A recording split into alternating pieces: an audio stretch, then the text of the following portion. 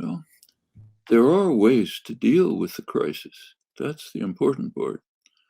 Bangladesh, for example, if the world faces the problems globally, then locally in Bangladesh, there are possible measures to hold back the rising sea, for example, the way it's done in richer countries.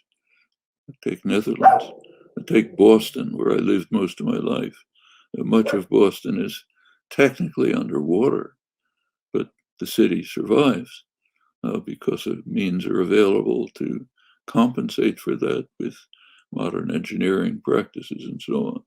That could be done in Bangladesh, but it's important to remember that the local solution in Bangladesh, well, things can be done, doesn't mean anything if the world isn't addressing the general crises.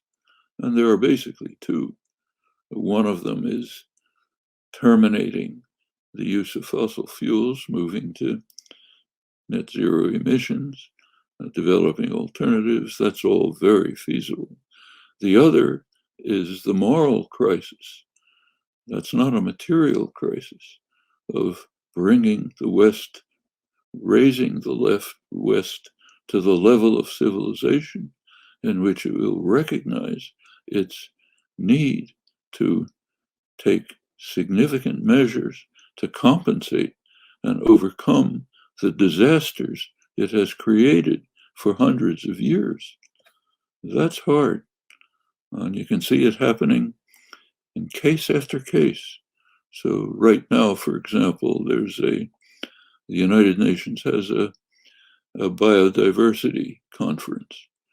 There's very severe attacks around the globe simply on the existence of species. They're disappearing at a rate that hasn't happened for 65 million years. A recent study from the leading botanical research center, Kew Gardens in London, found that 40% of plant species are disappearing.